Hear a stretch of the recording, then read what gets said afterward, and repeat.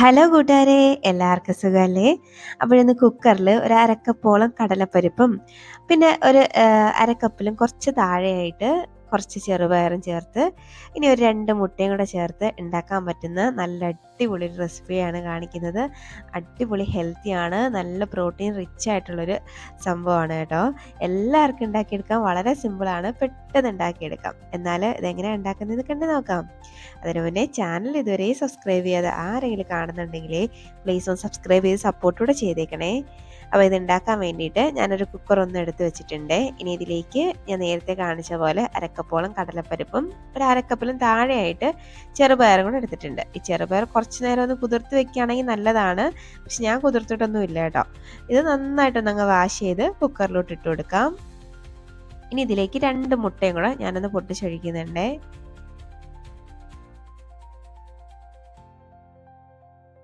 അപ്പം മുട്ട ഡയറക്റ്റായിട്ട് ഇതിൽ പൊട്ടിച്ചൊഴിക്കുമ്പം ഈ മുട്ടയുടെ സ്മെല്ലടിക്കില്ലേ, പിന്നെ കറി ഉണ്ടാക്കുമ്പോൾ ഇതെങ്ങനെ ഉണ്ടാവും എന്നൊക്കെ ഒരു ഐഡിയയും കാണില്ല. പക്ഷേങ്കിൽ ഒരു കുഴപ്പമില്ല കേട്ടോ.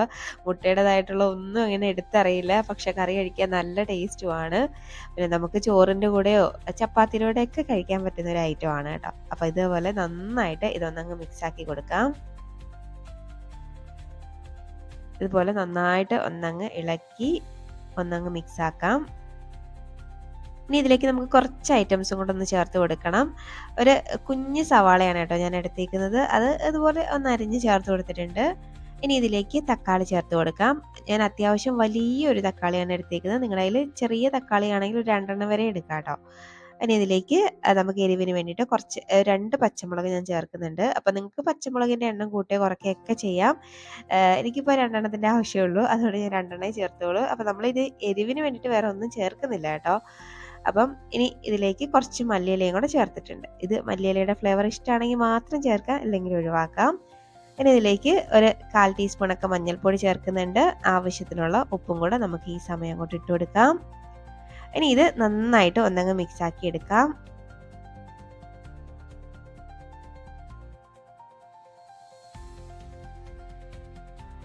നന്നായിട്ട് ഞാനൊന്നങ്ങ് മിക്സ് ആക്കി എടുക്കുന്നുണ്ട്. പിന്നെ നിങ്ങളുടെ കയ്യിൽ കടലപ്പരിപ്പ് ഇല്ലെങ്കിൽ നമ്മൾ വട ഉണ്ടാക്കുന്ന പരിപ്പുണ്ടല്ലോ, വടപ്പരിപ്പ്, അത് എടുത്താലും മതി കേട്ടോ. അപ്പോൾ നന്നായിട്ട് ഞാനൊന്ന് മിക്സാക്കി കൊടുത്തിട്ടുണ്ട്. ഇനി ഇതിലേക്ക് നമുക്ക് വെള്ളം ചേർത്ത് കൊടുക്കാം. ഞാനിവിടെ ഒരു 2 കപ്പ് വെള്ളം ഒഴിച്ചു കൊടുക്കുന്നുണ്ട്. ശരിക്കും പറഞ്ഞാൽ ഇതിനൊരു 4 കപ്പ് വെള്ളത്തിൻ്റെ ആവശ്യമുണ്ട്.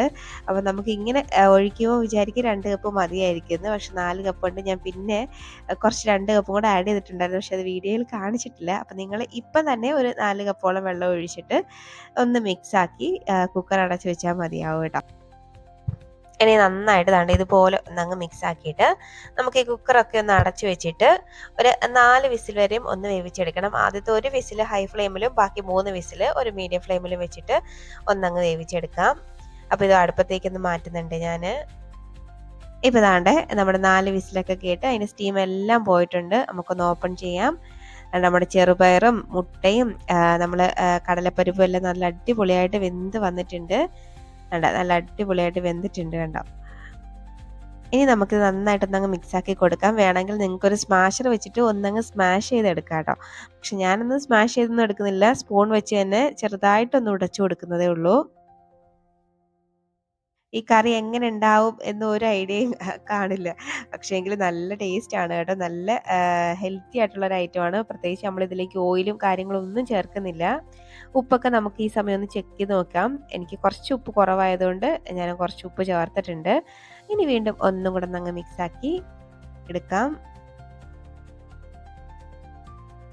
ഇനി നമുക്കിത് അങ്ങോട്ട് മാറ്റി വെക്കാം. ഇനി ഒരു കുഞ്ഞ് താളിപ്പും കൂടെ വേണം.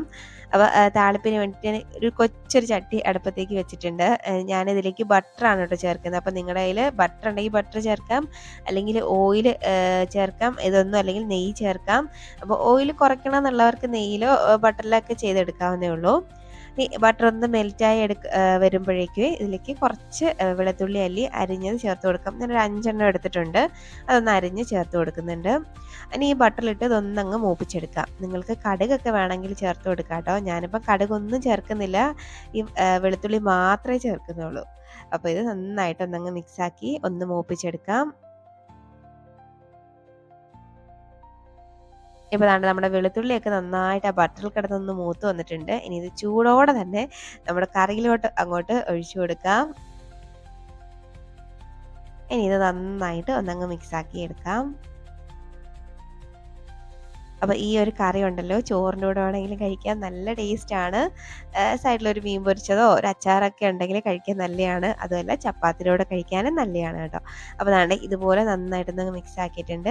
അപ്പോൾ നമ്മുടെ ടേസ്റ്റി ആയിട്ടുള്ള കറി ഇവിടെ റെഡി ആയിട്ടുണ്ട്. അപ്പോൾ ഒരു വട്ടമെങ്കിലും നിങ്ങൾ ഇതുപോലെ ഒന്ന് ട്രൈ ആക്കി നോക്കിയിട്ട് നിങ്ങളുടെ അഭിപ്രായം പറയാൻ മറക്കരുത്. അതുപോലെ വീഡിയോ ഇഷ്ടമായ ലൈക്ക് ചെയ്യാനും മറക്കരുത്. ഇനി ഒരു റെസിപ്പിയുമായിട്ട് വീണ്ടും കാണാം. അതുവരേക്കും ബൈ. Thanks for watching.